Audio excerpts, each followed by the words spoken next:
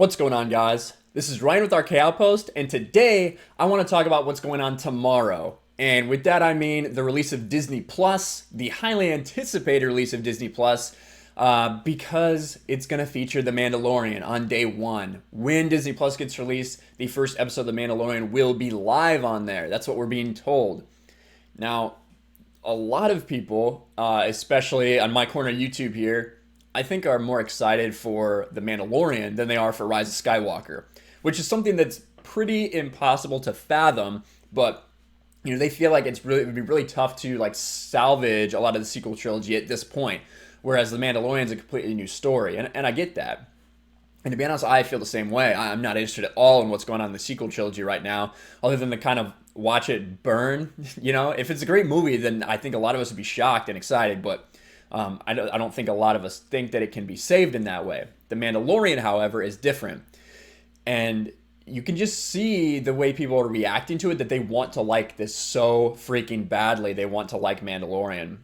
Despite what people may say about, the Phantom Menace or whatever, there is positivity here. I do stuff about things I like the expanded universe. I do stuff on my channel and on Geeks and Gamers for that.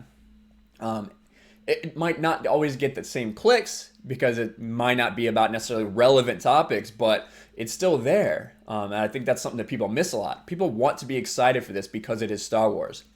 But let's get to what everyone wants to know, which is what time you're going to be able to watch this and kind of a brief overview of this release. Now, here's what time the first episode of The Mandalorian releases on Disney Plus. Disney's streaming service is set up to further crowd the streaming wars, so the company has called upon its most popular brands to produce exclusive content. While Marvel Studios has the most content announced, they will not have anything at launch. Instead, Lucasfilm and Star Wars are leading the charge, with Mandalorian, the first live-action Star Wars show ever, set as the premium draw. Now, that's very true about Marvel. They have a bunch of stuff on there, a lot of animated cartoons and things like that I don't think people are really going to get Disney Plus, looking to get that. I almost forgot to say, I am going to be getting Disney Plus, but I'm not going to be paying for it. I am a Verizon customer, which we'll talk about that a little later. Verizon customers are getting it for free for a year. So I'm going to take advantage of that. I thought I was going to have to find some other way to watch these because I do not want to give Disney my money at this point. I don't think that they've earned that. But I'll be using my free Verizon access. But like I was saying with Marvel, they're not going to have anything on there until the first TV series is Falcon and Winter Soldier, not till next year, 2020, fall of 2020, almost a year from now. So a lot of their eggs are in this Mandalorian basket, right? That is what they're betting a lot on right now. The Mandalorian said a few years after Return of the Jedi will follow a lone bounty hunter played by Pedro Pascal, who hails from Mandalore. The series created by, and we'll get here while I'm tentatively excited for this. I like what I've seen, but this is why I'm worried. Created by the Lion King director Jon Favreau and executive produced by Star Wars Rebels creator Dave Filoni. Now, if you've listened to me before, you know that my views on Dave Filoni are not necessarily that of many other people in my kind of YouTube sphere who seem to think he's like the second coming or something. However, I do think that Filoni is good and he produces good stories. I don't, especially involving Mandalorians, I kind of despise the way he treated Mandalorians and Mandalorian culture in the Clone Wars and in Star Wars Rebels. Pretty upsetting to me. I understand if you like it, that's cool. It was not for me. I really disliked it. So I think a lot of people are going to want to like this simply because Favreau and Filoni are involved. And I am not going to be one of those people. I'm going to try to stay as neutral as possible on it and give my opinion like that. I don't want to be swayed. It will follow the lead Mandalorian as he embarks on missions in a galaxy far, far away and has caught the attention of many. The cinematic quality of the marketing is shown. Absolutely. And there will be 8 episodes released on a weekly basis. And when those will be released, right here, here's that information. The Mandalorian will reportedly release at 6 a.m. PST, 9 a.m. Eastern, 3 p.m. CET, which I think is Central European time, if I'm not mistaken, on November 12th.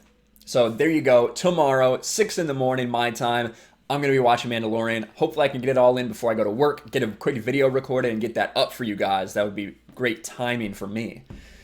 And then it's going to shift to Fridays. So 2 episodes of The Mandalorian we will be getting this week, which really goes to show The success of Disney Plus, I think, is really going to be highly predicated on how many people want to watch Mandalorian, since it is really the only exclusive stuff launching like that right away, as far as I know, at least the list I saw.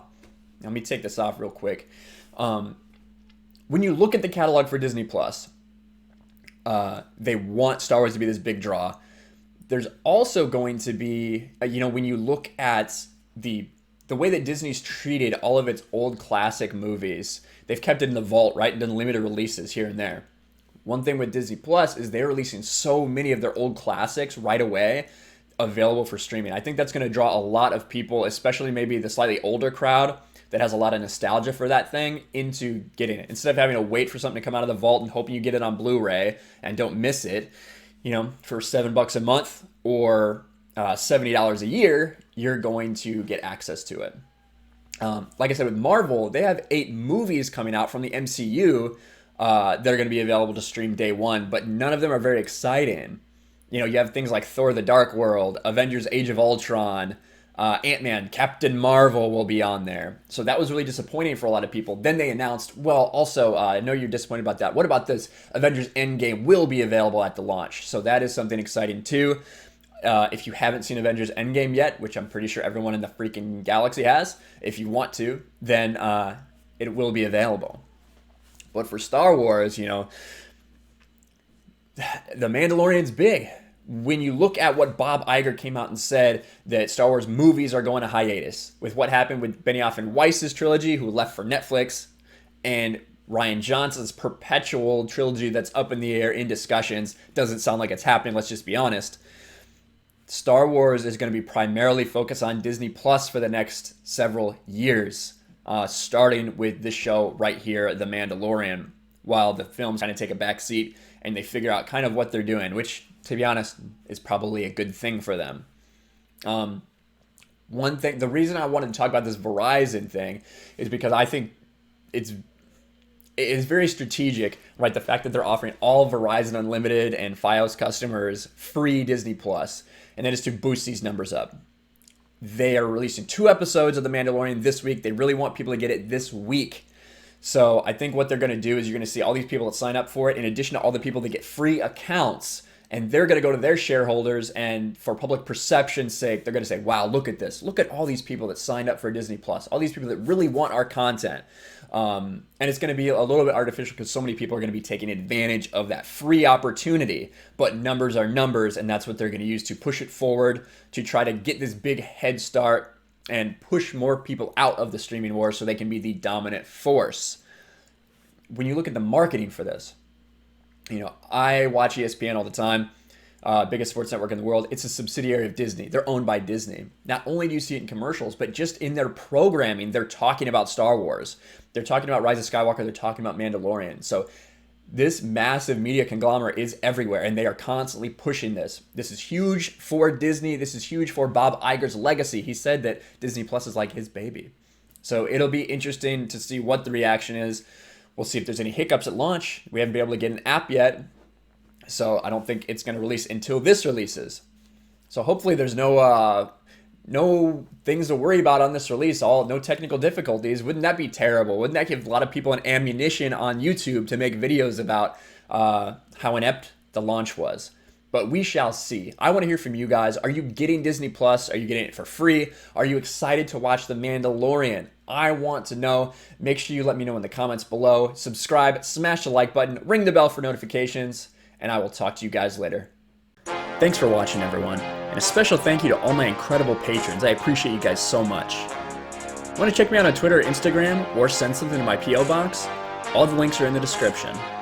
Until next time, I'll talk to you guys later.